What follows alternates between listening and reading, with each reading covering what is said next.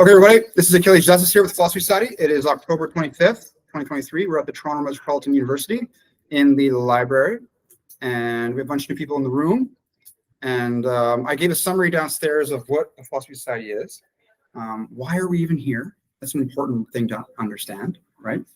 And what are the take-homes?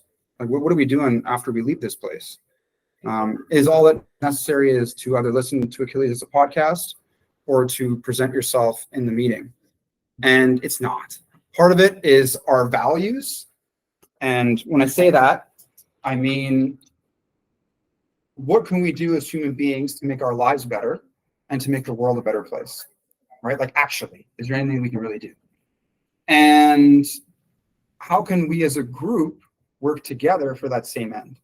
What is it that we can do as people in a social group context to do that together? Like, what's the possibilities in that? And so fundamentally, a big part of it has to do with what we're given, the human condition or the apparatus we have, and then building on that, right? So we have certain instincts, and then the next step is education and training. Part of it is, so basically, step one is fundamentally our values, right? Which is to say is, why is this important, right? And number two, which would be almost a naturally occurring step after number one, is our motivation, is the actual the idea or thought into some behavior or action, right? So it's not just like a belief, it's something that's being translated into the doing. And that's important too, right? Because we just don't want it to be wishful thinking. Wishful thinking is when I have these beliefs, but they cannot be produced in fruition. They can't go into the world and become something, right? So we have action here. So, okay, we are one person. We are a group of young people all together, right? And there are things that we can do into the world. And so there are goals. So I've talked about functions recently. And really what's going on there is a context of the individual, okay? And that's where your mental health is predominantly situated, or your well-being, right? And so the function or the action, the thing you're doing, can be a response to what's going on in your life or within you. So emotions is an easy way to start, right? So I have some feeling, right? You may not feel good, or you feel good and you want to continue to feel good, right? And that's a good thing, depending on what it is that you're feeling good about.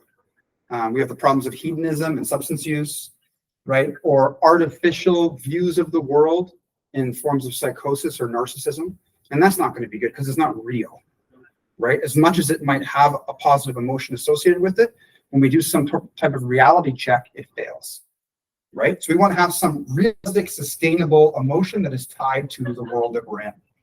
And so through our awareness of ourselves, depending on the mode of evaluation or how accurate that evaluation is, we can kind of say, okay, now what am I going to do?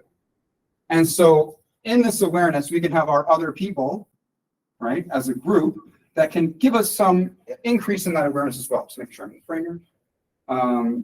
So we can have, and this is kind of what the Philosophy Society function, that's one thing it can do. Now in corporate or organizations, they talk about something called 360 feedback, where everybody kind of just like says, like, that's why this person's a shitty person. You're like, oh, okay. We all have a different angle on it, or why they're great, right? And then that individual with this increased feedback is supposed to make adjustments and then move forward, right? And so that's fine. It is a corporate setting, which is useful in, to whatever degree it is. But really, the value of the feedback is going to be contingent on how that feedback is being given and the awareness of these individuals. So something that we always want to base our judgments on, and we go back to one of our main tools, is critical thinking, right? And one is an evidence-based approach. And number two, our evidence is going to be like a fact, like this occurred, right? And maybe the thing that occurred is out of my awareness. Like, I didn't know that happened, And on one side, we can have people that their self-esteem is not as strong.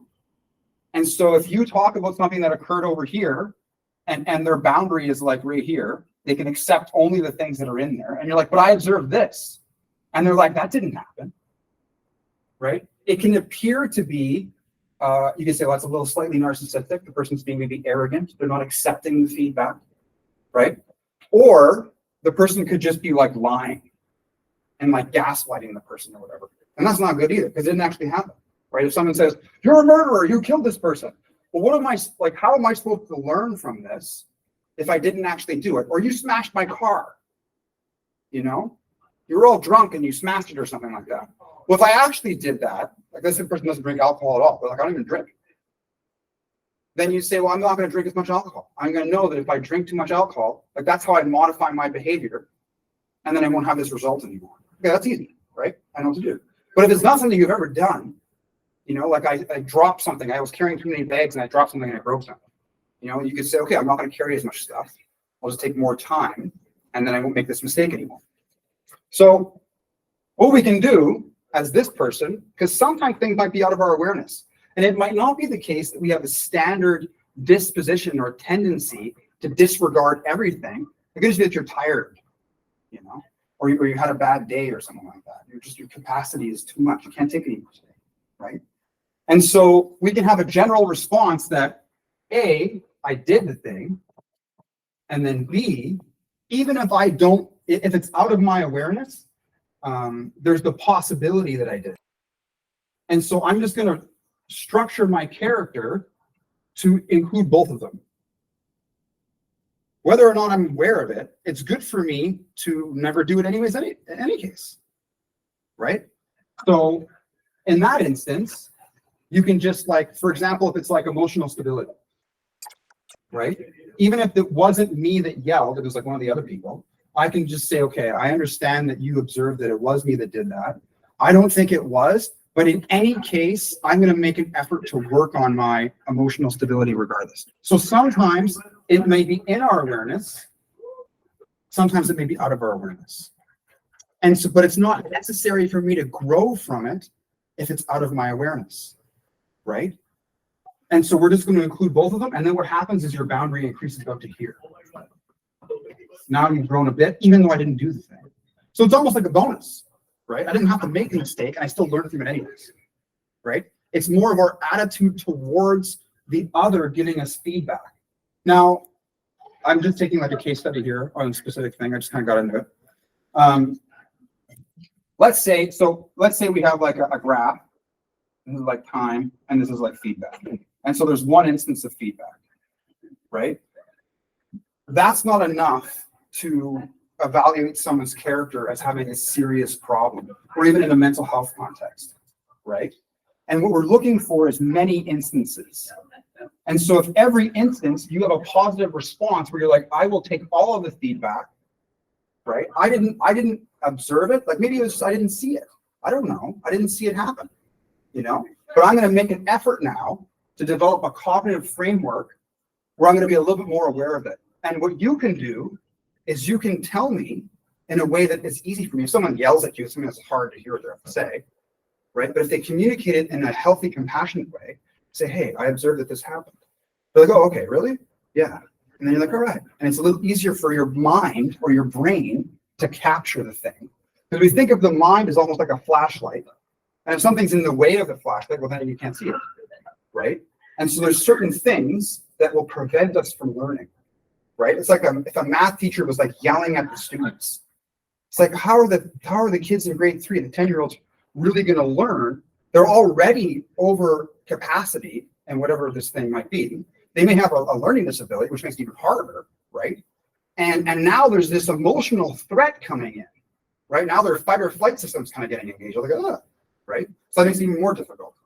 So we want, as the people that are giving the feedback, we want to make it easier for the person to be receptive to whatever that feedback might be, right? And on the other end, if you're the one taking the feedback, you want to kind of practice accepting feedback on a spectrum of things. So when people are angry, I just have like a lot of experience as a kid dealing with that. So I listen to them. I'm like, okay, I observe the emotional content of their communication, but then I'm listening to their words and trying to decipher the connection between the two. And it's for me, it's like a skill or whatever. I don't just turn off when the person's angry. I'm able to sift through that. So you can get good at that, right? You may not always be in a position where it's going to be easy though, okay? So what we're looking at is multiple trials. This is like maybe to the nth or 10th degree, right? This happened 10 times. And so if every single time I can be aware of what the other person is saying and how I process it, you're going to start to get more of an evidence-based evaluation of what's going on here. It's not just the person's opinion or just their awareness, right? And then when you include other people, it's not just like this one person, because maybe there's an individual who is narcissistic or a psychopath, and they're lying and manipulating, and they're doing it to fuck with you, kind of, right? That's not good. You don't want that, right? Or they're just confused. They're just incorrect, right? And so there has to be some objective standard we can use to what actually occurred. Like, this is reality, it's the whole thing, and we are within it. And we have perspectives on the world, right? This is my perspective. And the big problem with that is that we're quite biased, not through our own intention. It's just part of that apparatus. So this is just like a random group, okay? Just a random group of people. But when we're talking about a normative, like, philosophy society, another group of people, and this group, like, which is supposed to be this group, they're supposed to be trained in this evaluation process, right? To be objective in the behavior and to be able to be mindful of their own emotions and not be malicious. Like, the hardest thing, and you guys can, jump in anytime, I find is when you perceive someone has hurt you, like they have harmed me, and to not be vindictive back or not be malicious back, because you'll get that instinctive self-defense feeling, and to not lash out at that person, right? That's a really good skill, to stand up for yourself. It's like being the bigger person, to stand up for yourself, but not become the bad person in that situation. It's like in a fight, if one person is defending themselves, but then they become aggressive and they really hurt the other person, they can get charged with assault too, because of the use of force, right? Because the intent to cause harm was there. And so these are the kinds of things we can practice, right? So that's like one module. So we talk about modules. One is like non-maleficence and defense. So in the last couple of weeks, Leisha, I don't know if you were here for that when we talked about ethics. That's yeah. Ethics. Non-maleficence is one of our ethical principles, right? It's the duty to not cause harm. So doctors have the Hippocratic Oath, and that's a duty to, in their practice, not to cause harm to the patient. Then you get problems of like euthanasia and abortion and stuff, because like what you're hurting the person. What's going on? To not cause harm when defending ourselves. That's like a module. And so we would practice that. There's a place, when I say module, it's like a training module. There's a place where I can practice specific skills. Like in hockey, not that I've ever really played hockey, you would practice slapping the puck into the net with nobody there first, very close. Then you would go back a little bit, then you put like a bucket in the way, right? And then you make the bucket bigger and bigger and bigger and bigger, right? So there's a successive approximation towards a goal in our training. And so for this kind of a thing, when it comes to eudaimonia or well-being in the context of wisdom, right? What is it that we can practice? How can we utilize this group situation, orientation? There's more than one of us to work on these skills. Because I've actually just been working on this stuff for like 15 years by myself most of the time, not always by myself, but I've taken that as like a moral duty in some ways to learn how to be that person, but you can only get so far in your learning. You need other minds to refine the quality of whatever it is you're doing. It's just necessary. I would say, I don't know, maybe I'm wrong, but I'm going to say it's necessary. If you really want to be good at that thing, right? Like one of the things we could talk about is Wittgenstein's private argument.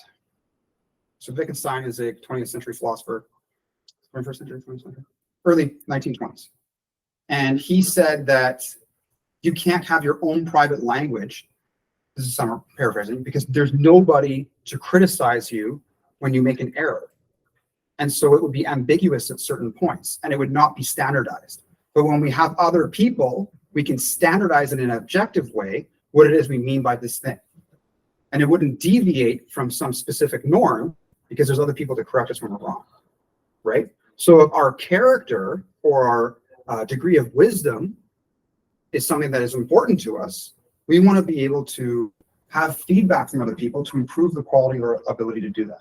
So this is, in some ways, what the purpose of part of the Philosophy Society's goals, right, in the well-being context. Other things that we're going to work on is like, because it's different than the academy. When we talk about the university, you're going to sit there for a lecture, go through content, go through a syllabus, right? Read some stuff like Rene Descartes or John Locke, you know, talk about ethics. And that's good. That's important to have that knowledge. But part of this is the practice, right? And how can we implement that in our own lives and then look at what's going on in the world as well and have some application there too, right? So when you guys were here last week, we talked about, I titled it Religious Interpretation, Leadership, and something else, right? More about religion and philosophy. About those glasses that you had made, if I'm not wrong. Yeah. That's how we look at the world. Yeah. So that comes in this area, how the group interprets the individual. And the glasses themselves, the glasses is like my perspective on the world or how I interpret things, right? My paradigm. The human condition has certain limitations, and that's what our biases are. Right? The people without glasses are actually in a minority in this room. Part of being biased is not knowing, it's a systematic error in my judgment and my lack of awareness of that error. Or else I wouldn't make the error. Like, oh, I would correct it, right? And so in some ways, to mitigate our bias, we kind of need other people to help us and make us aware of it, right? So like, it's like to make sure your glasses are on correctly. They always fall off for whatever reason, you know? And you didn't notice, you just didn't see, you know, and you're like, oh, how far is this? And so there's that part, but there's also our self-awareness too, right? So the bias is on both ends. It's on how the group interprets information, because we get this groupthink phenomena, or like in-group, out-group bias, which is the justification, or not justification, but it's the reason why things like racism and religious discrimination exist, right? Because we perceive other people as different, and then we favor our own perceived group in contrast to an unperceived other. And so we want to be able to deal with that problem, right? In the sense that we're just all human, you know? And our capacity for the experience of pain as sentient beings goes beyond wherever we're born or our genetic orientation, whatever that might be, right? Our ethnicity, right? The fact that we suffer, you know, and we establish meaning from life is more important than these other details. Now, when I communicate that, we talked about this last time, there's a spectrum of cognitive capacity. So you also talk about IQ, but I don't like to talk about IQ really, I talk about cognitive capacity because it's different. And so some people may not understand that at an abstract level. It may not make sense to them, right? And so that's where certain heuristics or biases can become a good thing. Because if someone doesn't understand why racism is bad, there's some people in the world that just don't get that, right? We want them to just conform with us. I know you don't get it, but just come over here. This is the right way, right? And it's beyond their reasoning for whatever that reason might be. We want them to value this social group so much that they let go of those things. Because at the end of the day, disregarding those attitudes towards the world is really the most important thing. And it's not like the ends justify the means in every context. I'm just saying that there is still a way. Like when we talk about nature, is it possible that we can eradicate these things from our social world? So it's possible. I think it's possible. The only way to do that, though, is to have more than one way to get there. And so one is people in this room are relatively very high in cognitive capacity, right? Because you guys are all understanding me and And so for those that they may not have that, and it's not their fault, right? They're still human though. They're still people. And so that's why we want to be loving and good to each other, because then you appeal to the limbic system. And like, I don't really understand what Achilles means, but he's always nice to me. And he says a bunch of shit all the time. I don't fucking know what he says, but he's a nice guy. You know, we have fun with him. You know, we do stuff, whatever. Right? And you're like, okay, that's good. You know, if you walk down the street and you're like, wow, I just saw 3 people being burned alive. That's crazy. You know, like, I don't want to fuck with those guys. Right? I don't know what they did, but I don't want to be that guy. You know, that's a different context. You know, that's like a very, just using fear, like a totalitarian regime or whatever. If you don't believe what I'm saying, even though it doesn't make sense, well, fuck you. I'm going to fucking make you believe me. That's insanity. We want to steer the ship away from that. Humans have been doing that forever, you know? And so now maybe we can just not do it anymore. Maybe there's a different way, right? And so last week, we were talking about like religious problems. It's not that we want to just say that don't be religious anymore. We want to do it in a healthy way if you're going to do it. And those that are on the lower end of the cognitive capacity area that could be violent, and someone who is higher up in this, some religious leader, can manipulate this group, which is a very large population of the world, right, to do heinous things, that's a problem for everybody, right? Zero-sum games where everyone can lose is not good. That's the very first thing we have to say is it is even possible. Can we even have it? Remember before downstairs when I said, ought we live? Should we exist? You know, do you want to live? And should we all live? Right? Yes, the answer is yes. Yeah, yes. We can talk about the answer, or why that is the right answer. You have to figure it out yourself. Is it even possible? And some people don't think it is. Some people just look at the world, they're like, the world's fucked, it will always be fucked. It's always been fucked, and it's always going to be that way, right? And maybe that's true, but in my understanding, the way that the mind is, there is a pathway that can appeal to the spectrum of cognitive capacity. And when you look at why people would do certain things, some people may heinously, in a psychopathic, malicious way, decide to do stuff and compartmentalize through that in-group, out-group process, right? You're not one of us, therefore we're gonna do bad things to you, whatever that might be, right? Okay, there's that, but then there's people that just go tag along because they want to be part of the group, or they're scared of that happening to them. And so we need a response to that whole spectrum. Really going to do this, right? I'm going to leave it to the floor now. What do you guys, anything you guys want to say? Sometimes I just start talking. What do you think? Well, it's the first time that I learned about how we practice philosophy, because as I said, I'm more used to the theoretical part of it, so I'm just discovering it. It's very interesting. It's how to implement it in our lives. So yeah, it's impressive. Thank you. My view of philosophy is different than most academic philosophers, because they just view it as the methodology of being reasonable, right? Yes. And so we have to just, I don't want to speak for everybody, right? And I'm putting myself out there saying that analytic philosophy or conceptual analysis, like reading a book and then talking about what it means, interpreting it, and then writing criticisms, and then having your journal reviewed, and then having a dissertation, like that whole thing is a thing, and it's important. But there's another thing that is greater that I think is even more important. We need technical philosophers, the people that work in the school, and anyone that is the facilitator of this, of the group, like me. If you guys become facilitators at some point, which is a great thing, right? You would need some training in the technical philosophy so that you can explain stuff, right? But it's the way you live your life that is missing, and being a role model for people.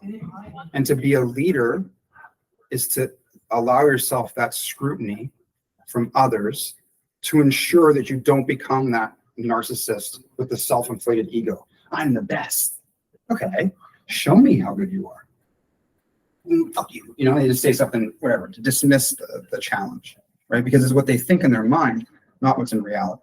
This goes back to, like, again, Aristotle's eudaimonia, like to live well. And for him, it's virtue ethics, right? And the development of practical wisdom. And that's important. That's something that we can do. right?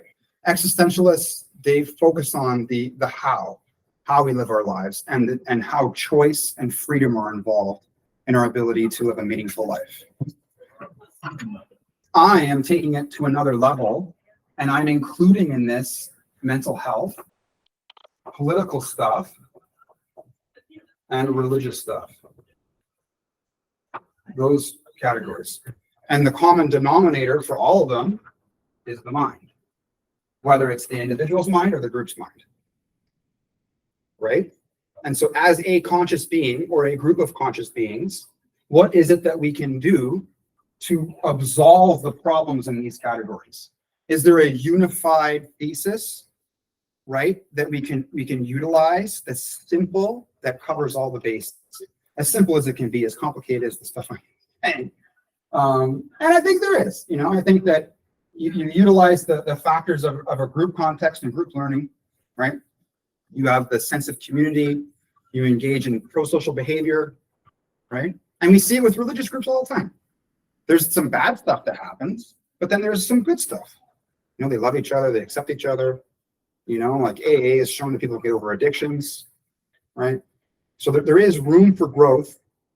And the difference is that the reason that there's a leap of faith in religion is because it fundamentally it's not supposed to make sense. That's why you have faith. It's not something to reason over. And so what I'm doing is saying, you can leave faith over here in a different room. And when we're here, it's going to, I accept the challenge of it making sense. And it to be demonstrated, right? You don't just take me as an authority. You have to go out there and try it. Achilles, I tried to tie my shoes in this way. And it's just, I fell down like 6 times. Can you show me how it's done again? Like, if what you're saying is true and it's real, then it should work, right? And so that's where we're going to bring in our friend, the science of psychology. There are people for over 100 years that have been trying to figure out the science of the psyche. Right? Clinical psychologists, positive psychologists, right? And so what can we distill out of that empirical information and implement it in our solutions here? And that's the practice. But if we know that this works, then let's do it. Isn't that wise? And if the answer is yes, then it's inherently philosophical. Why? Because philosophy is the love of wisdom. It's not the love of getting tenure, right? I get paid to read books and write stuff. That's not what it means to be philosophical. That's what it means to just you read the stuff you're interested in and you get paid for it. Like you're just having fun. I'm happy you enjoy your job and you got a bunch of money, but are you wise? And what value is it to us, like the rest of the world? Okay, there's a super small niche group of people that read your stuff and they're like, yes. Or your students are like, he's super cool or she's super cool. Yeah, that's great. But what about the world? How can we learn from you, And if I'm going to stand here, how can you guys learn from me? And what can I learn from you? Maybe I want to sit down and listen to what you have to say. Right? Because it goes back to the other thing. I'm only one mind. I know what I think. I sleep with this shit all the time. This is not new for me, right? But maybe there's some way that you have looked at the world. There is going to be a way that I just had never seen or never thought about. And the way that you structure how you look at the world and how you can communicate it, if you can be philosophical, you can be poetic and say the thoughts are green, or you can say, or you can say stuff that analytically doesn't make any sense. I'm like, okay, well, it feels good the way you're saying it. Thank you. That's beautiful. But in this context, it needs to be a little scientific, a little objective. That way it works for everybody. And again, those that it doesn't work for, maybe there's a situational factor that has nothing to do with cognitive capacity, like you're in the middle of being tortured. You're like, oh, that well-being stuff was great, but this person's clearly eating me. It's like, what do I do now? It's like, well, I don't know. The key's out the door. That's a different subject. We can talk about that. I don't know. That's a tough one. Those are tough ones. That's a tough one to deal with. Right? But for most situations, maybe the world, if the world gets to a point where there's no return, well, we need to be proactive and not get there in the first place. When the asteroid is coming to the planet, And the humans are like, wow, we should have done something like 75 years ago. What were we doing back then? Oh, we were pissed off at that guy for doing that thing. And then these people were doing this stuff. What the hell? You know, it's like, it's too late. So let's not go there. That's wisdom. Don't go into the forest fire. Run that way. Or if you see the fire coming, let's get our stuff and move. Right? And, you know, that's wisdom is not making certain mistakes. There are some things that it's just best not to do it. Don't learn empirically that way. That's why you kind of have a mind to think, like, that's a bad idea. And so we are together. We are human. This is what it is. And not just the people in this room, like everybody. And we need to do something with that. Like, excuse me, right now, like the leader of the Conservative Party in Canada, to speak about Canada a little bit, is upset about inflation and the housing crisis. Very upset about that. Yes. Right? The way he communicates it sometimes, like to point fingers at people. I don't think that's constructive. Speak as if you're the person. You don't need to say that this person's not good. Just be the person. And there are, you know, and we need to talk about that, like in a way that it's a sound argument, not just his opinion. And do you like me because he can smile or eat an apple? Sure. I don't know if you guys have seen this video. Yes. He's getting criticized, he's eating an apple, or he's just being all. But that reporter was questioning about those things. Yeah. Well, actually, the thing that he was trying to do, and what people before have done, is that sort of presented as if he doesn't really care about what the reporter is saying about it, as if it is some sort of a propaganda that is pushing from the liberals. Well, that's what the people on the right side of the political spectrum always say, that the media sides with the left, for example, with the liberals. And that's what he tried to do. And I think he successfully did that. I think the way he responded to the dude's questions was good. Yes. Yes. Just because the guy didn't have any evidence to back up what he was saying. He was just Exactly. throwing random shit. But at the same time, like, that's one interview. Remember, it's only one instance. Exactly. Yes. You know, like there was a recent interview by a clinical psychologist in Toronto that is against certain trans agendas, right? And he's like, I base my decisions on science, on what the facts are. It's not about my opinion or what I like. I'm a scientist, and my job is to tell you what the research says. But the way that the interview was framed, it kind of demonized him in a little bit of a way. Like the interview itself wasn't objective. It had its own agenda. Exactly. Right? And so this goes back to our critical thinking, right? That's one of our major skills here.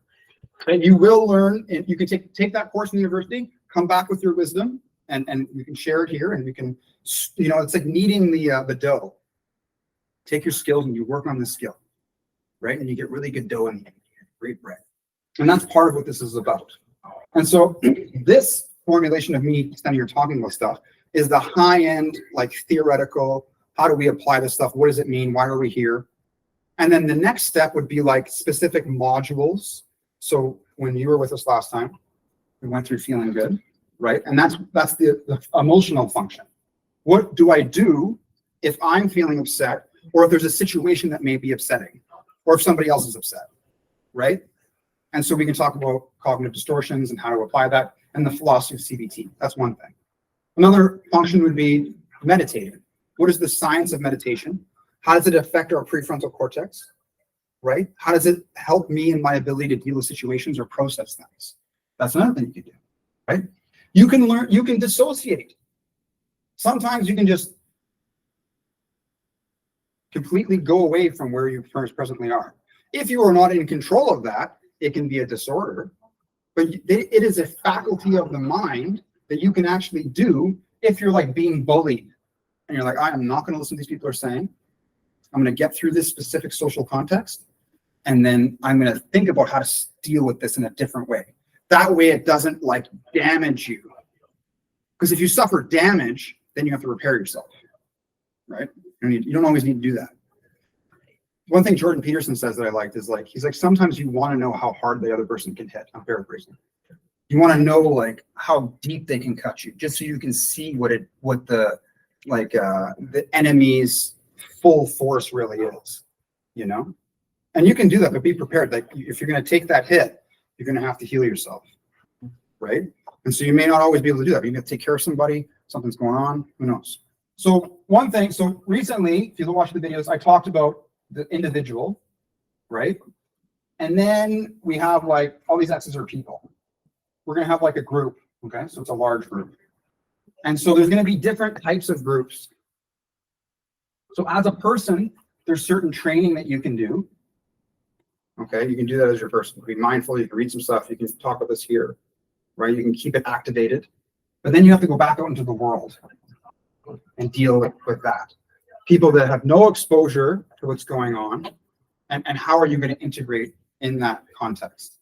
And so there's specific areas you're going to find yourself, right? One place is called home. There may be other people there. And what do they do? Because you see them often. And that's the place you're supposed to relax, right? It's supposed to be safe. Another one is called work. Hello, my friend. Hi. We missed you today. We miss all of you guys today.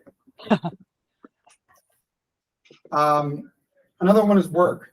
This is all usually about money. It may not be safe physically, socially, or mentally, right? And so a lot of the times, because we need money, we will accept a lack of safety to get the money. The response is, fuck. Right? And that's okay. That makes sense. There's the general public, and there's a whole variety of different areas that have different degrees of safety, like the TTC, you know. And when I say safety, I mean like there's physical safety and there's like how it makes you feel. Is this an environment I can grow? Or do I feel like when I'm on the TTC, if somebody walks in, everybody gets a little nervous, you know, because this person's not in control of themselves for whatever reason, right? Like there was one time this guy, like there was a girl sitting and like he was honestly just gonna like punch her in the head. It was fucked. And I was just, I don't know if you guys know me that well yet, but I have to intervene, you know, as tired as I may be. And I just got up and I was like standing in between the two of them, you know, and just my presence, like I have the apparatus of being a man, and I've done martial arts training in the past. Not everyone has that apparatus, right? The givens that you're walking into the situation with, but just me standing there and giving him like the death stare was enough to deter him from hurting this person. I do advocate learning self-defense. It's important to learn a little bit so that you have some confidence when you're in a situation, right? Understanding the psychology of people that are a threat, right? Because maybe they don't even really want to be that threat, but their mind is a little fragmented and they're not safe to themselves or anybody else that they're around, right? So there's the public, we have the TTC and other places in the world, right? Depending on the geographical location and the political space, it's going to have a variance of different safeties.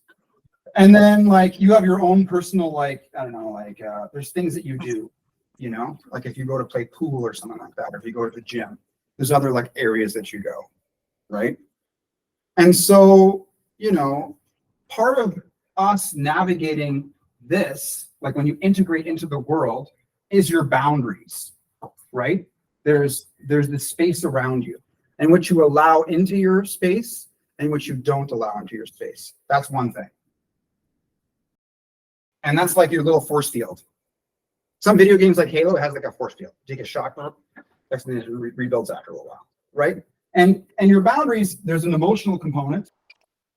If I'm like drained or upset, things may affect me more. They get past my boundary.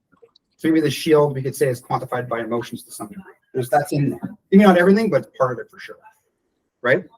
Another factor is my sense of self in this space. Like, what is the meaning, if you're here, of you being there? How do you see yourself in this space? So this is going to be self-concept. And by the way, I thought about a little bit of what I was going to say today, but most of this is just all off the cuff right now. How I see myself, right? And the hazard of steering off into the narcissism part of the road is when your self-concept is beyond you. It's self-inflated. That I even get upset if you tell me I'm not what I think I am. That's not good. Because if I actually am not that thing, if like there's a piece of food on my face, it's a huge piece of mustard, like right there. And I'm like, fuck you, asshole, for saying that. You're like, okay, fine. I'm never going to tell you if there's food in your teeth again. And what does that do for me? I just walk around with a big piece of food in my face until I either see it or it falls off or something. Right? And that's the same thing with like all of our behavior and attitudes and character. And that goes back to this. How do the other people communicate what is about me? How do I receive and understand what is about me? And then we reverse it. Right? It's like an asymmetrical thing. What card? So self-concept is important. I'll tune in all day. And then fundamentally, it's like the situation itself. So like some situations you'll go into, some situations you will not. Okay, the situation is different than the environment. Okay, the environment, I'm going to say, is objective. It's like reality. So in the environment, water boils at a certain temperature and altitude, right? But that may have no effect on the situation. The situation is almost the context that you are in. And that might include social factors and environmental factors. Now, the environment is two things. One is the physical environment that I am in. Like I'm standing on the floor right now. Let's say that the concrete was not stable. And then I like fell through the concrete. That is fucking sucks, right? That's part of the environment. And it's part of the situation. So one is my external world. But then another one is my internal environment. So if I suffer brain damage, if I'm like, hey, there's a deal on apples, I'm gonna go in the room, and I'm a little excited, and then I fall and I just smack my head, boom. And my prefrontal cortex, that millimeter of really important neurological tissue, gets damaged. Achilles, as you know him, will not be anymore. And so my brain, my body, like my physiological state, the conscious being has to kind of like, it situates the being. So if I don't have vision, I can't be consciously aware of things visually, right? If I lose my eyes, or if I lose my memory, if my hippocampus gets damaged, well, that's a fucking big deal. That's not a good thing, right? If I get antegrade amnesia, I can't remember new things anymore. That sucks. And there's people that have that condition because of some form of lesion, they do operation, their brain damage or whatever, right? And there's a whole slew of other psychological predispositions that will affect our ability to navigate the external world, to understand our boundaries and how to construct them. Excuse me. Part of your boundaries are going to be linguistic, like in the emotional stuff with David Burns. So cognition. Another part is going to be how I see myself, which is part of the cognition thing, but a little different. Situation environment. So we have internal, external. Now the situation itself goes back to this. It's the context that we are in. And other people will dramatically affect that context. Okay? This is important because how you, what are you doing right now? Kelly's like, what are you talking about? What I'm talking about is, we go back to the wisdom thing and the well-being. These things are fundamental factors that will affect your well-being and affect your success in what you get from life. And how you know, if you know about them, you can modify them using certain functions, right? I can modify my boundaries by not engaging in distorted thinking, right? If I have all or nothing thinking, it's unrealistic. Maybe in some instances it makes sense, but at least be open to an evaluation process where I can modify whatever those boundaries are, whatever it is, right? And so we can take like specific examples. You can say like, so I have a lot of experience because I have this like housing project, right? Like people move in with me and it's like you live with me and I indirectly will help you with your well-being and your mental health and stuff. I have learned to screen people in the last 5 years because some people are very mentally unhealthy. Like there was one time where I had to negotiate for an individual that had borderline personality disorder to willingly give me his knives. because it was not safe for him to have them, for he had over 100 cuts on his arms. And it was not safe for other people. I didn't feel it was safe for them in the house. Right? And after about 3 hours, he gave the knives to me. Very uncomfortable situation. The psychologist told me, because you're crazy. Don't do that. And they're right. It's not the environment. The environment that I'm in is not appropriate for that degree of problems. But I had to experience it to really know how to do it. Right? And so home is an important place. And so everybody here has a different home context. So home might mean, like, one situation is it's just you. Okay? You're alone. Right? It's just you and your mind. Now there's going to be like, are you in an apartment? Are you in a condo? Right? Do you have like a whole house to yourself? Right? Because there's going to be like secondary people that aren't in your primary environment. Primary environment is going to be like where your washroom is, your kitchen, and your room. Maybe common room. Right? And then I would also talk about the exit. Those things are fundamental. And when you look at like the Landlord and Tenant Board Act, a kitchen and a bathroom are fundamental to the leaseholder or the owner of the property on whether or not any other person who's not a leaseholder has a right to be there.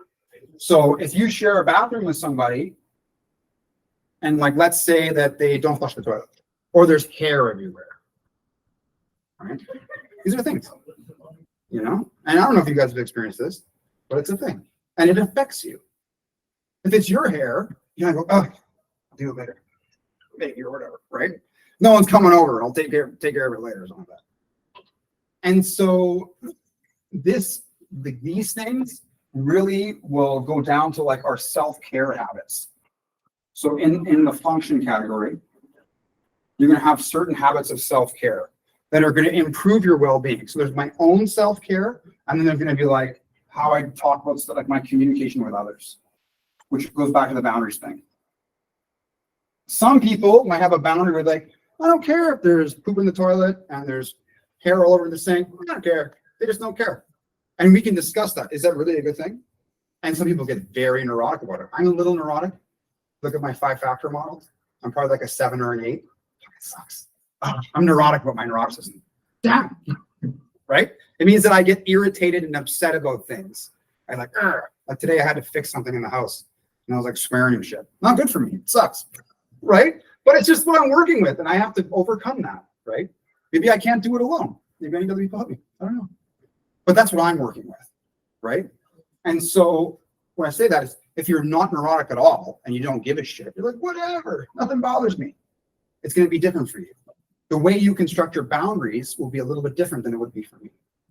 Right? But boundary maintenance or management is important for both people. Right? So, okay, so we kind of get what I'm trying to say here. There's a whole thing going on here with this. You can have an environment where you have roommates. You can have an environment with your family. Family as in like parents. You can have family as in like your partner / kids, right? There's a whole way we can extrapolate this context. And then we go to the next context, work, right? Some people work from home. Some people go into an office or they have a different context, right? So and when we look at organizational behavior, these psychologists have really refined out what it means to have a healthy, happy workplace. And they've talked about leadership, right? And what to do to have a subjective sense of well-being within the workplace, which is super important, right? You want your employees to be happy and keep on coming. If I invest 6 months training you, and then you're like, fuck this guy, I'm leaving. I have to do it again now. It's very expensive, right? So all of these contexts is your life, really. When you look at your day, right, and there's like a 24-hour cycle, you sleep and then you do stuff throughout the day, okay? And then that's over time, okay? It just repeats itself. And throughout the calendar, you may have like certain cycles within the week or within the month that things occur, okay? And as you navigate these situations, Okay, think of it like this is like a petri dish, and this is like a single cell organisms, and there's multiple petri dishes over time. You accumulate like almost either it's you're increasing your psychological wealth or you're going into debt. And that over time will amount to like your well-being. Like I come from Northern Ontario. There's a city that I come from. And it was very difficult for me to live in that city. It's difficult for everybody for various reasons. It's very cold. There's like the homelessness kind of situation is particular. And there's not many jobs, right? What are you going to do there? Me as this kind of a person, those people have certain values that are not in line with my values as much. I like the forest too. Don't like fishing as much, you know. I don't have a truck. I don't have a gun. I don't like to kill things very often, ever. Right? But those people, they do those things. And it's important. I get it. But if you don't align with their values, there's a bias that comes creeping in. I said it like 3 or 4 times. Who knows it? In-group, out-group bias. Right? And so if I'm perceived as an out-group, just by my appearance or the way I speak or the way I talk, then the next thing is discrimination. Right? I'm treated differently based on how I'm perceived. And there could be a variety of ways. There's almost maybe a limitless way. In video games, they have fucking weird shit that happens, you know, online. And it's not even you, right? So that place has some positive thing, but the negative things for this specific individual were too much. So I decided to leave 10 years ago, and I came to Toronto, right? A metropolitan city, very cosmopolitan city, very big. If I can't make it work here, there's something wrong with me, right? There's no reason why you shouldn't be able to figure your place out in this environment, especially in Canada. It's like, so as I was going through my life, I could perceive there were certain moments where I was getting a lot of negative, like psychological attacks just because of this one context, right? And so I left. Now coming to Toronto, all of this stuff was of a specific category. A different taxing happened. Like I had culture shock because I'm from Thunder Bay, you know. I don't know if you guys have ever been there before, but it's like it's its own place. And it's beautiful for certain reasons. There's beautiful people there, but there was things that I needed that were not there. I'm a certain kind of animal. I need a certain kind of river, you know. The difference was that this was systematically not changing. I had a philosophy study there. Started in 2008 for 5 years, right? Big thing. It was like the only thing that existed. I had a TED Talk, right, about this. Here in Toronto, they were different to taxation. There was actually a learning curve. And so it was a challenge, but I was able to overcome it. It wasn't just the same error over and over and over again in my life and my well-being. And so what you're doing is you want to observe your situation in life, the people in it, like all of these different factors. And then we want to exercise some mode of control to change certain variables to give yourself an advantage, right? Whatever that might be. Like, for example, studying with the TV on, and then, I don't know if you guys live with your parents, but your parents talking about shit might be a little distracting. You don't really do that well in the exam.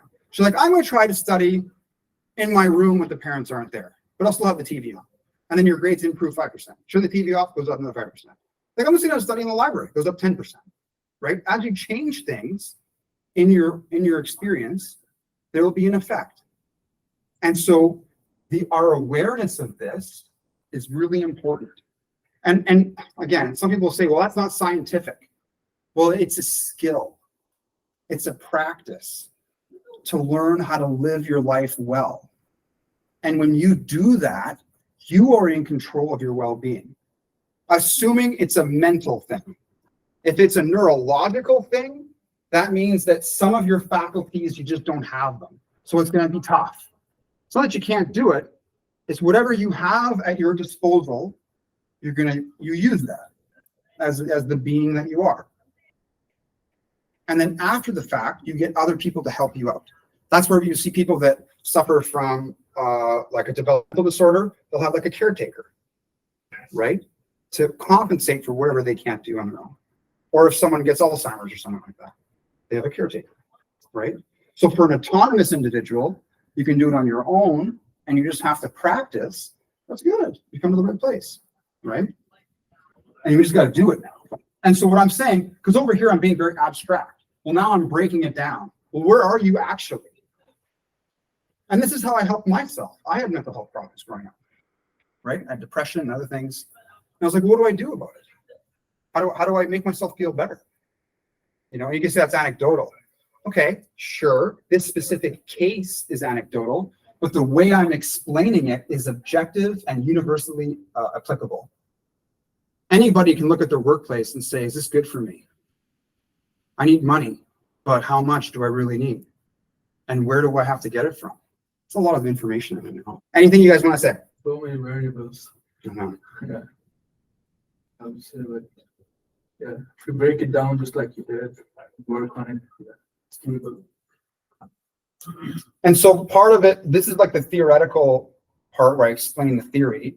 And then another group meeting would be like, everybody would talk about their own lives. I'm like, this is what I did today.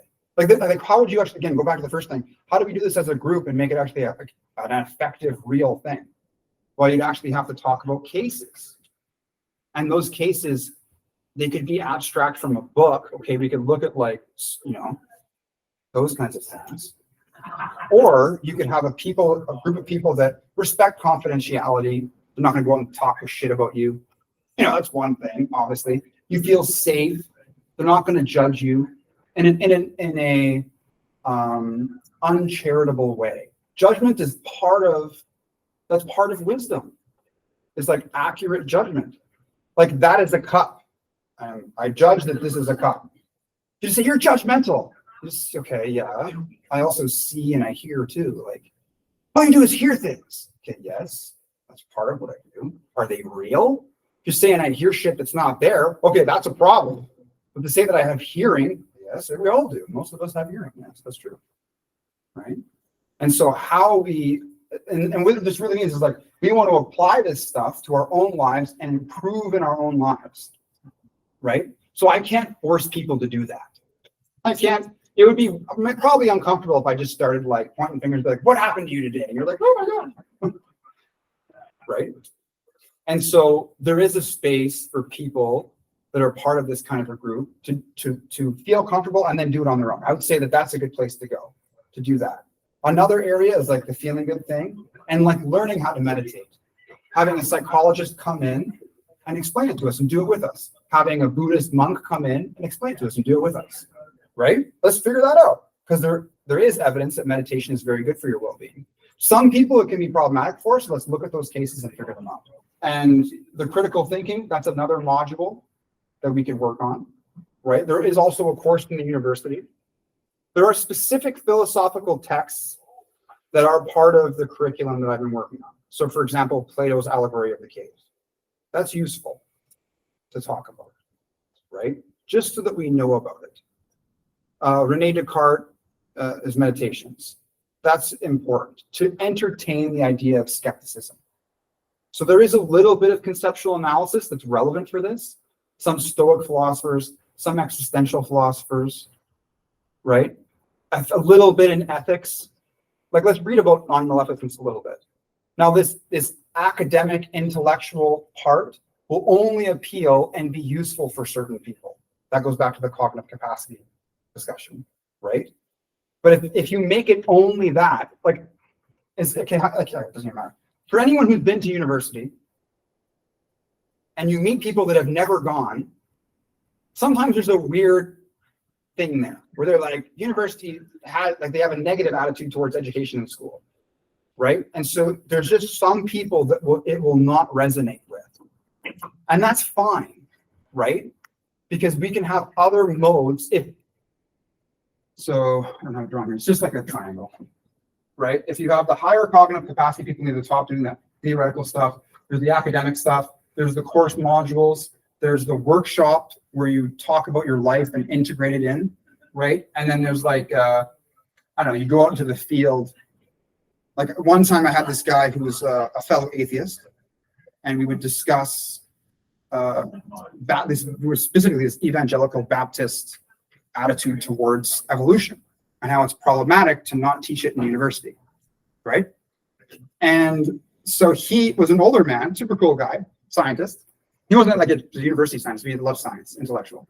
And he went to the church before the Philosophy Society, not to be argumentative, but just to say, this is what evolution is, and let's talk about it. Right? And maybe I'm wrong, but I at least want to just have a conversation with you, just so we can talk about it a little bit. And that's awesome, right? The only guy I know that's ever done that, and it was great that he did it, right? Just to have a discussion, to not be in that echo chamber where all you just hear is what you say to yourself and people that agree with you. That's the Philosophy Society going out into the world. Kind of like Jehovah's Witnesses, but not really. It's a joke. Okay, you guys have anything else you want to say? Anything you wanted to talk about that is outside of this discussion? Yeah, I have a question. So I think it's interesting when you mentioned about neuroticism.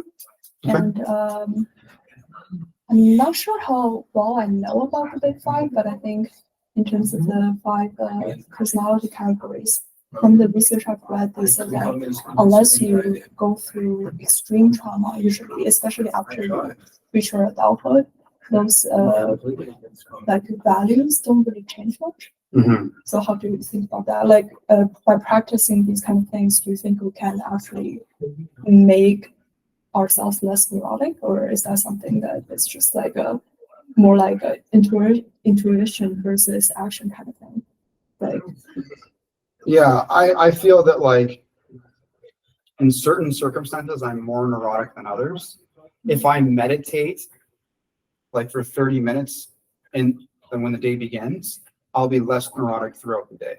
And if I'm aware that certain activities are challenging for me, then I can engage in some meditative practice as I'm doing it, and then also take breaks. So I'll always kind of have the neuroticism, because this is the way my brain's wired, but then I can have other learned habits that I implement in the moment or proactively to reduce the negative effects of the neuroticism. so do you think that the intuition is always sort of the same, but the action can be different? Or Yeah. is that like by practicing it over time, your intuition can also change? There's going to be slight changes, but like there are crystallization stages of development where the brain becomes like concrete in certain ways, like it's unchanging. And so you're going to have to like practice in all circumstances, you know? And part of that is having the cognitive capacity to be practicing. You know what I mean? Like if you're very stressed and your mind is on other things, your mind is being used on those things. It's not being used on reducing your neurotic responses in the environment. And so it depends on the person's values. Like how much time do you want to spend working on that, you know? And like what negative consequences are you getting in your life? You know, most narcissists don't go see a psychotherapist willingly. They go because they're going to get a divorce, because their workplace is forcing them, because the law is forcing them. That's the main reason why, right? Narcissism is different than narcissism. I'm just giving an example. That's why I talk about values. Why is this important? And your awareness and understanding that you can do something. We can talk about the limitations of what you're doing. Like, I'm not saying that like some other person in the world is having a meeting today, probably in Toronto, talking about energy. And they're saying if you balance your energies and you have positive thoughts, positive things will come to you. And my response is not every person with cancer is a negative person, and not every person with cancer wants the cancer. None of them do. And so, like, you know, when we talk, that's part of, like, big part of it's wishful thinking. You know, like positive affirmations have some place, but at the end of the day, I want to be empirical and realistic, and I want it to be demonstratable. Like, can you show me that this is really working, that it does something? And yeah, to answer your question. Yeah, interesting. I've just been reading some different things that makes me question how much things we do in our daily life can actually affect our lives. Like, of course, I think previously I believed in it more, but recently just a few things I've been reading make me kind of think that, oh, I guess things like epigenetics is more important than I thought before. You know what I mean? Yeah, the expression of our genes, and that's in very environmentally dependent, Yeah. right? It's like, you know, I think it's important for us to contact. I'm not a biologist or a geneticist. So epigenetics is the expression of our genes. It's not just like the structure or code that you have. It's how that code is expressed, usually contingent on your environment, right? An environment, I think, is different than the way I'm using it here. It's like, you know, what's going on with you and what you're doing. If you're under stress a lot, like there's the diathesis stress model of like mental health, is that it's your predispositions and what you're experiencing together that will formulate into developing, like, you know, there's diabetes in the family, 5 people didn't get it, 1 person did. Why is that the case, right? I'm just trying to, like, the way I'm approaching this, and the way I approach it every day, is I try to flush my brain of everything I think I know, and then I say, what is? Like, what is really going on? And I just try to, like, map out all the properties, and then I say, well, now what do we do about it? Because maybe maybe what I thought yesterday was wrong. And if I try to start it fresh again with like a new piece of paper, a new whiteboard, you know, same people can come back. It's fine. I'm not going to new people. Then I can have, maybe I'll not have an assumption that was incorrect from last time. Right? It's like almost a methodological approach. Because sometimes we have beliefs or attitudes or perspectives, the cognition thing, and we're just fucking wrong. You know, I thought it was this. It's like, okay, maybe it was that, but maybe it's something completely different. And this goes back to the correlational causation fallacy. Just because 2 things occur at the same time doesn't mean that one caused the other. It could be the 3rd variable problem. And that's why it has to, that's why I don't say that this necessarily will be the case. I say you have to feel it out and approximate. So I do this one thing, and it's your judgment. It's your wisdom that's on the line here. Right? Like, what are you going to do? I don't know. We'll talk about it. Right? And so you have to do something and then see the effect. And then do it again in a different context. Did the same effect occur? Yes or no? Do it again in a different context and observe what's happening. And over time, you'll approximate a way to swim. It's like swimming through the cosmos. We're bipedal organisms now that came out of the trees. I get that, but we used to be in the water, you know? Yeah, you can just agree with evolution. Wrong with that. I'm assuming that it's a thing. And so this notion of swimming is more of like when a current or some heat comes in, and the way you're using your fin on this side, that the speed and the rotation or all the properties of that fin usage won't be the same if the density of the water changes, if the temperature changes, if the currents change. You have to modify it a bit, right? And it may be beyond your ability to calculate in definitive terms. So that's why it's a practice.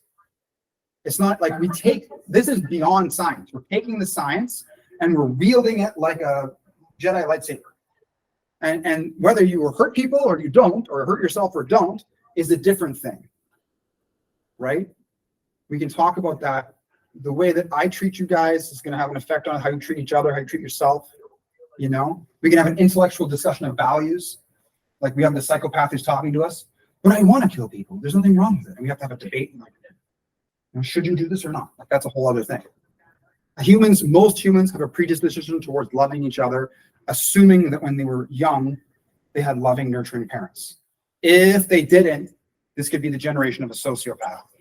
And it's important for us to figure out what to do with that, right? When someone's like jumping in the sky, like, yeah, the person's burning alive. Like that's a little fucked. I'm gonna say it's a little fucked. You know, maybe it's a lot fucked. It's at least a little fucked. Like if you sat down with them, like, okay, like yesterday I saw you were skipping in the street. This other person was screaming as you were burning them. Do you still think that was a good idea? Like, do you know what have you ever been burned before? Have you ever just burned your finger? Just a little bit? How did that feel? Like, what's going on with your mind that you were laughing and giggling as this was happening? Like, how is your response to their suffering so diametrically opposed? Like, how does that happen? Right? Dehumanization is the explanation. Like, from Nazi Germany. We're like, well, how do they do these things? Because they don't see you as a human being. And that goes back into the problem category. So that's a problem. We need to develop this system or meta system or practice in such a way that dehumanization is not, that we actively are going against it. And we can sense when anyone in here has that predisposition. Right? Like, where is the malicious psychopath? Is it this one? Which door is it behind? Is it that one? Can you see it? And what are you going to do? Because the criminal justice system is retroactive. You could just wait for that guy on the subway to like punch the girl on the head. She was scared. She's like, maybe, hopefully nothing happens. She couldn't even get up and walk away. She was so scared. And then me just standing there like this, I could have, and I got myself hurt this summer doing that. You know, the other person didn't get hurt. I did. That's just me. You criticize me for that. You're stupid. Okay, fine. You guys all done. I don't know. But I couldn't live with myself sitting by while somebody else got hurt. That's my value, right? I don't say that you guys have to do that, but I choose to do that. And so being present sometimes is enough. That's all you have to do is just be there, right? Because the predator, because that's the problem in society. This predator, let's say they're alone. It's only one, usually a man. That sucks for other. Me and the guys who talk about that. We got to figure this out because often we're the problem, right? We should probably figure this out, dude. So let's figure it out. Girls have their own issues. And they got to go and figure that out too, right? So this is one person, and they're going to be a predator or whatever. Okay, that's a specific context. Like in the United States, it's like 20 plus people are like serial killers at all times. Something crazy like that. Fucked up, you know? Or there's like a mass shooting or something. What the fuck happened, you know? And then you get a situation where the predator is now in control of a whole group of people. They find people that are easily manipulated and they throw them in the boat and say, okay, everybody, this is the path to enlightenment. Let's attack Ukraine. It's like, what? Really? And if you say anything, I'm going to throw you in jail and hurt your family. What? Excuse me? Like if you actually had a reasonable, like let's say Putin wasn't reading a script, you know, and he was in a room and you just had to like talk about it for a few minutes. And then just assume we had the actual evidence right here. It was easily accessible. There's no like interpretation, like is it 1 pound or 2? It's 1 pound, right? Like there are no Nazis in Ukraine, for example, in the way that you're framing it. That's not actually a thing, right? Like, what are you going to say? Like, I want to follow the line of reasoning until we get to that, until he actually tells you the truth. Well, this is why I'm fucking doing it. You're like, oh, okay. And if you could get to that point and you throw Socrates at him, the Socratic method, so what, is that the only way? Like, what do you mean by that? And you just get him to think a little bit. Like, I just really want to, like, here's the thing. I just want all the grain in Ukraine so I can fix my economy. That makes sense. And I'm going to kill people for it. Okay, you're being fucking honest. Okay, sure. I give you respect for your honesty right now. I don't agree with it, but at least you're not fucking lying. Right? Or I want to own the territory above the Black Sea, all those ports, Mariupol and those Odessa. I want all that because then I can trade stuff and my economy will increase. Or the whole Soviet Union thing, sure. You know, and then we can leave talk about it. Like, really? Are there other ways your economy could increase without going to war and destroying a whole culture and people and making them suffer? And then you are just a fucking asshole. Even if you're successful, you're like the equivalent of Hitler of 2023, right? And so when you say that criticism, right? We said that to the Putin. Is this part of his brain working? Like, does that register, right? Or is he colorblind to that? Can you not, right? Because it could be colorblind or it could be compartmentalization. Just puts it over here. Doesn't exist. Out of sight, out of mind. And so it would be interesting to have that kind of a conversation. Say, well, where are we going with this? Where are you going to steer the ship? You know? So anyways, I don't know if I'm on a fucking rant right now or ramble or something, but I'm just trying to say that, like, we can apply this, or going back to the whole psychopath thing and the awareness of the situation. Like this way of being, this responsibility for ourselves, utilizing the capacities that we have in the world that we find ourselves, I think is a good idea. And like, I'm just doing what I think is I have to convince people. We're in the convincing stage right now. I have to justify why what I'm saying is appropriate and why I think you guys should agree with me and follow me down this path. It's a safe path. It's a good place to be. There's lots of berries and there's some water down there. You know, trees are beautiful, temperature's great. But you have to do it. The motivation part. So that's the stage of the philosophy society. Right? And then after that stage, when there's a bunch of people that are like, yeah, I'm going to explain it. Like when all of you guys go and talk to your friends, this is what this thing is. You don't even have to say my name. You don't even have to say philosophy society. You just say this way of being in the world is the way that we ought to all do it. The information I've conveyed makes so much sense. The argument is so sound that it has moved you in your life, that you can become a better person, and anybody you interact with, you can improve their lives too a little bit. That's one of the reasons why it's not a cult, right? A cult is an organization or a social group that removes you from the rest of the world and your loved ones. And they take all your money away and shit and expect you to appeal to authority. And they don't express transparently what the belief system is until you're indoctrinated. That's how all cults work. I am fucking extremely transparent. You can go to the website, I record the shit. It's like, there you go. Is it enough? Do you need more? You know, like, what else can I do? Like, and that's important to know too, because people call me a cult leader sometimes. Like, do you even know what you're talking about? Like, I think we do need some money to like rent rooms and do shit. Like, there is some economical place that there is an exchange of monetary value. So I'm not asking you to sell your fucking house. Like, that's crazy. The fuck's not. You need to live there. It's important for you. It would be contrary to the whole thing. I think that's important. And I think that, you know, when you leave here today, you want mindfulness is like a big one. So there's mindfulness, the belief. I believe in mindfulness.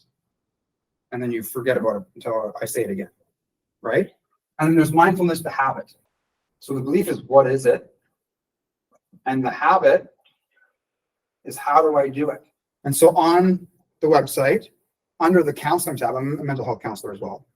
There's some videos, 2 by Sam Harris, 1 by Herbert Benson on the relaxation response. It's how to like engage your sympathetic nervous system to calm your body down, to relax your arteries so you don't have a heart attack. Right? That's necessary for my neuroticism.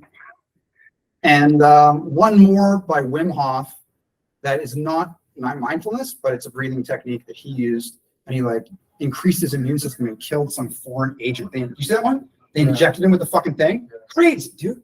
Crazy. And they're like, what did you experience? He's like, I felt an intense burning, and then eventually it dissipated. And so I took that self-report, and whenever I get sick, I breathe, and I can feel this like intense heat, which is most likely my white blood cells. And I breathe through it, and eventually, after much irritation, it dissipates, and I don't feel sick anymore. Again, anecdotal, but the Wim Hof case is very interesting. And we can also talk about the placebo effect. That's important. You know what I mean? That my belief in the thing is enough to change the results to make the false thing true. Or sorry, yeah, no, self-fulfilling prophecy. Sorry, placebo effect is my belief in the thing is enough to make the effect happen. Self-fulfilling prophecy is that there's a false belief initially, but I believe in the false thing, and my behavior changes. And because I'm acting in a way that's coinciding with what the false belief was, it becomes true. So you can use that like in a confidence way. It's like fake it till you make it, right? But actually do the thing. Don't just be wishfully thinking and just being like whatever. I can tell you guys are learning something because you're all tired now. Because your brains are like absorbing information. It's good. It's a good thing. Okay. Unless you guys want to talk about anything else, I will stop. If you want to talk about anything else, I will talk. So about mindfulness, is there like any specific practice that you would recommend? So what Sam Harris says, he's a neuroscientist, is that you want to observe your experience without responding to it. He says, don't control your breathing, just breathe naturally and just be aware of whatever's occurring. And when your attention fixates on something, you just let it go and go back to your full awareness. And so I have 2 videos on the thing. You can watch them just to kind of get an idea. You guys do it together just for good. And yeah, very important, I think. And what that does, because when we say, well, what's the most important thing? This one's the most important thing. The self-awareness function, which is the mindfulness. If you don't do that or don't have the capacity for that, this whole thing kind of falls down, right? You're going to have to rely on some group of people to do it for you. So if you're able to have mindfulness and be aware of yourself, that's the first step. Because what you're doing is you're going to, in some ways, objectively encode data from your experience without attaching to it. And once the data's there, then you can manage it and do something with it. See, maybe it was this thing. And how do you know it was that thing? Because you saw it. If you never see it, then you're kind of fucked. Okay, so here, I'll give you guys some cards. Here you go. And I'll add you to the chat group. Sure. Cards? Do you have cards still? One more? Yeah. Guys, anybody online want to say anything before I turn it off? Great lecture, man. Thanks, brother. Thank you for your time. Thanks, Dimitri. You're welcome. I was working, so I wasn't really 100% there, but it's all good. It's the Achilles podcast time. All right, I'll review it. Okay. I'll see you guys later. Thanks. Sounds good, man. Have a good night. Too.